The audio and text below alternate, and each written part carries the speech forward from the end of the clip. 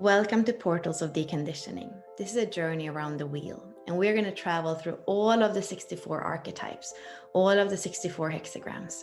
We're going to weave the I Ching, astrology, human design, and gene keys. We're going to create a synthesis. We're going to bridge the gap between these different systems so that we get more depth, more understanding, more nuance. The fact that we have the wheel is also going to show us how these archetypes are grouped. So we're going to see by astrological sign, by code and ring, by element. We're going to see the archetypes that come after each other. So it's really a journey where we're going to get to know the archetypes. And it doesn't really matter where you start. The sun, for example, is going through all of these archetypes in 1 year. Richard Rudd speaks about 40 days in each archetype in order to decondition. So there is no right or wrong. The beautiful thing is that when we go through all 64, we really see how they create a whole, and we get to go through all of the seasons of the year. So this is where the journey begins. Our intention with this journey is the sacred union between awareness and embodiment.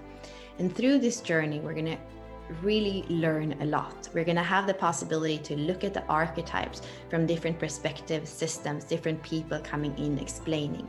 And since we're taking this journey around the wheel, we're going to understand ourselves better as well. So it's really this possibility for an expansion of understanding and awareness. And at the same time, it's about embodiment and a felt sense of the archetypes through learning to feel what it is to have your unique body graph with your unique activations, your gene keys, learning the felt sense of the transits, the sun and the planets as the archetypes are moving through us with them. And when people come in our life with their body graphs and activations, how does that feel? So a felt sense of these archetypes. And when we see the keywords here for the polarities, masculine, feminine, spirit and soul, evolution, involution, what that means is that it's important that whatever we're learning, that it doesn't just stay up here as a theory, as something that we understand but we don't do anything with. It's so important to bring it down, like the involution of consciousness, bring it down in the body and integrating it. Otherwise, we can't use it for anything. Understanding, analyzing doesn't lead us anywhere if we can't integrate it, if we doesn't bring it down. Evolution, involution of consciousness into form. So we want to have those two parts where we often speak about them as masculine and feminine, or spirit and soul, evolution of consciousness or involution of consciousness. And so the awareness aspect here, it opens the possibility for choice. So when your mind is narrow and single-minded and you think there's just one truth or one religion, right? That is the low frequency. And when it's faced with something different, it escapes or it judges the other, it escapes, it doesn't want to be faced with difficulty. So it's going to escape from that. But as we are expanding our awareness, our understanding, seeing different perspectives, different nuances, we come into that lightness of being, the higher mind, the spirit, where we don't have to escape or judge. We can be with what is. So we are transcending the difficulty through the presence of being with it, right? And then we have the other part, the embodiment piece, the feminine that feels into the form, where soul can get expressed through the body, because we have the courage to stay. Even when we're faced with difficulty, we stay in the body. We don't collapse, we don't numb, we don't associate. We have that inner strength, that soul strength to stay with it. And as we stay with the wound, with the difficulty, it can transform. That energy gets transformed.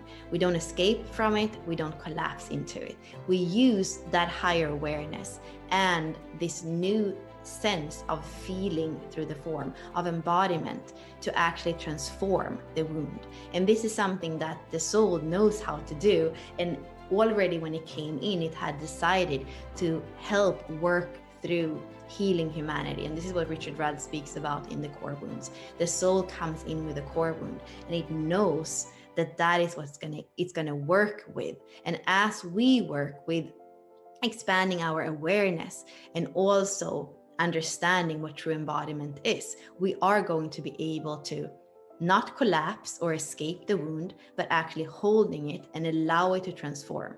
There is nothing that the heart, the burning heart, can transform. So as we are staying in our body, staying in our heart, the pain and the suffering is transformed into a higher frequency.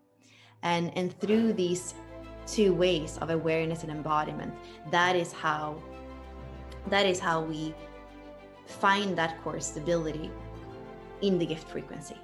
Whereas human beings, we are sovereign, and the path of the gift frequency of open-heartedness and expansion is our natural path. And then we're still going to have the shadow, because like I said, the shadow is collective. It's always going to be there. As human beings, that frequency is always accessible, and we're going to go there and we're going to come back. And every time we are peeling a layer and we're healing humanity, we're healing ourselves. And then the city is that transcendent frequency, the creator frequency that's there as well. But it's not about escaping the body or escaping the soul wound and going beyond the body and living in the city. We don't want to bypass what's here, the sovereign centered human life, as role models we want to stay here. So just knowing that when we are marrying the embodiment and awareness piece, then we have that red carpet in a way where we can walk on the middle path of the expansive gift frequency. And then life is never going to be a straight line. So that is what we are doing as we're going through all the transits. We're meeting all these different energies that before for you might have been associated with pain or suffering or judgment. And as we go, we peel those layers so that we can embody more, so that we can become more aware, and so we can feel more sovereign. Not that we are kind of like on that we are all the time kind of pushed out of our path. No, we are centered in our truth, with our soul and our spirit in the middle, and then we have life experiences from there. So this is where the journey begins.